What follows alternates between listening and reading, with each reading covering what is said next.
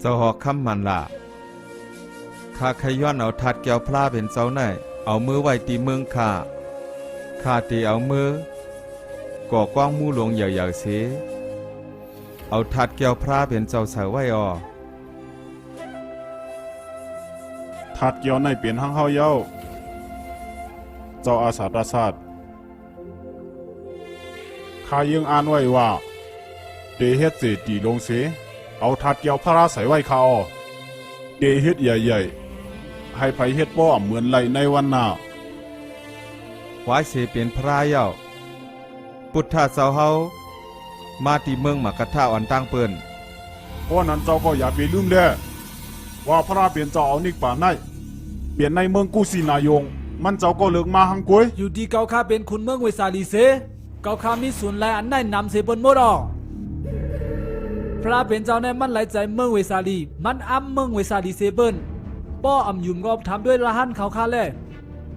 เจ้าเมืองเวสาลีตีก็ก่อเจดีบ้านข้าจะเฮ็ดเจ้าด่าหน้าลงมันก้อยเจ้าลาดพิษเยาวน้อยใจพิษเด้อลองจับตาเจ้าหน่อยหรือไรจอมตลาอุทาน้อยมันเป็นตาเฮาหนังเก่ารู้เมตตาและตั้งหูพระเป็นเจ้าเฮาในเป็นโคป่วยเฮากวยกาเก่าคะเป็นก้อนดูไรวันตั้งสุดบนเขาลองในพุทธาในมันเจ้าลูกมาตีจันเคอขุนเฮาขาก็เป็นเคอขุนเฮาถึงมีไรมีสุดไร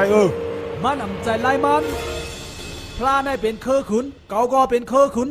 เกาก็เหลวไล่เพียวเกาก็ตีเฮ็ดกล้วยกาเจดีพระเป็นเจ้าในขาลูกมาตีคือสักยาเฮาเมื่อไปเป็นพระนั่นเจ้าสีทัดในมันเป็นเจ้าใจคือสักยาเฮามันเป็นศูนย์ไรวันเกิดเมืองนั้นเจดีมันเจ้าเตไรเมื่อก่อเมืองกะปีลาวาดข้าเป็นคุณหอกคำเมืองอังลากะปะความนั้นข้ามีศูนย์ไรไนคนเมืองกอริยาเขารู้สุดแต่ว่าเขามีส่วนและสาหะพุทธาในเป็กสัมวามันเปลี่ยนเครือขุนเซนด้ากวยกาไว้เสมันเจ้าเปลี่ยนพระรามาในมันเจ้าเปลี่ยนจันปุ่งหน้าอันหนึ่งเฮาก็เปลี่ยนปุ่งหน้าเวียกท่าติปักก้าเฮาในเปลี่ยนผู้อันกึ่งตานเซเปิ้นตาเตไลปูจอมันเจ้าเฮากวยมีศูนย์ไรตาเตก่อเจตีเซลูปันมันเจ้ากึดละปัญหาอันในมีตั้งเกลิดอันเร็วกวยอองตีอันมันเจ้าเอานิกป่านนั่นเป็นตามันเจ้าเจตีมันเจ้าติเลเฮ็ดซื้อในกำเดียวเกาตื้นเตอ่ำย้อนปันเผามาเอาทัดเกี่ยวมันเจ้ากาเสก็ป้อมใจเซิงนั่นแกเฮ็ดเหลือวันเดียวมามีสูกล้วยหามีเลี้ยวในมา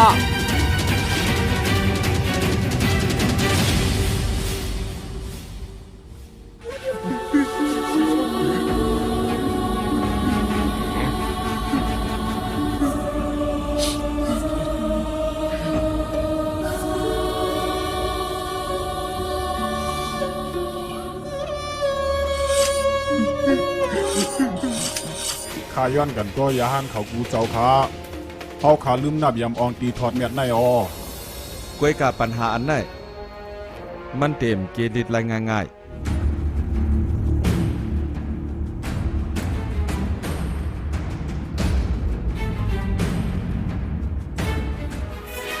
เจ้ามึงมันล่ะข้าเฮามีล็อกไล่เก็บปัญหาอันในข้าป้อว่าสู่เจ้าเตยอมถ่อมเอาเจ้าเป็นพระเฮ็ดสังแล้วเตไรถอนเจ้าล่ะข้าเป็นปุ่งหน้าก้อนหนึ่งกวยตะเปพระกวยก่อข้างตั้นไรเป็นกวยกาคามีใจศรัทธาอย่างนำเนื้อพุทธาเจ้าเต้มันเจ้าเปลี่ยนปุ่งหน้าอันเฮานับย้ำชื่อมันว่าโตหน้า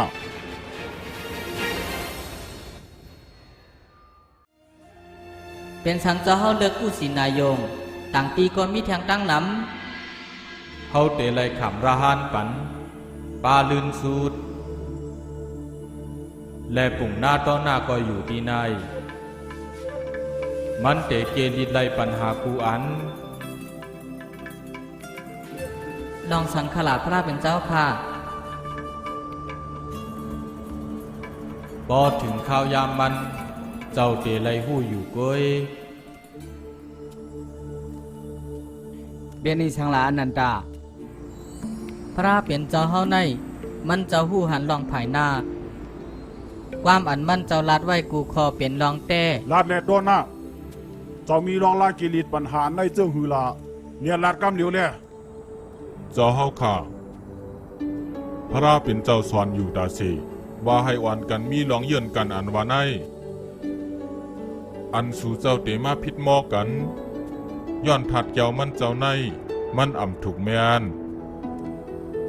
บางสร้างเกี่ยวมันตำไปเย่าหลี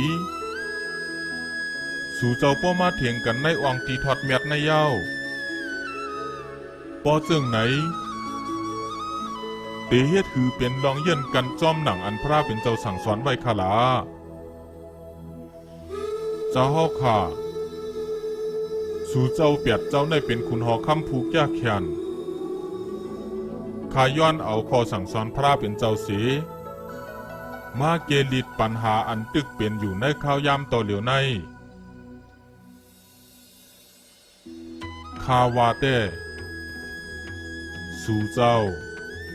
ถูกลีเพทัดแก้วพระเป็นเจ้าออกเป็นแปดปุ่นเอาเมืองไผ่เมืองมันสู่เจ้าเตไลเฮ็ดไว้เมืองไผ่เมืองมันหนึ่งเมืองหนึ่งสู่ป้อวานในจึงเตมีเป็น8 ปีก่อนข้าวเจดีย์พุทธะอันยิ่งใหญ่ตั้ง8 ปีนั่นเตเป็นตีปืนแพ่ขอสั่งสอนพระเป็นเจ้าออกกว่าแทงไกลข้าวอันเจ้าลัดในมันใจเตียวน่ะ ตอนน่ะพอเจ้าเปลี่ยนก้นวนหลองในเลยก็ป้อนนั้นก็เจ้าถูกลีก็เพปันเฮาคาขอบใจเตี้ยวขา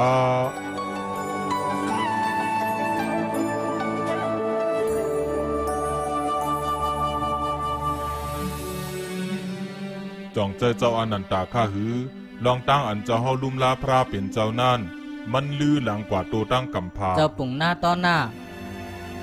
พุทธาเจ้าลาดขายาวาเจ้าเตมาข้าอ่ำหู้สังอ่ำป่องใจเสียมปึ้ง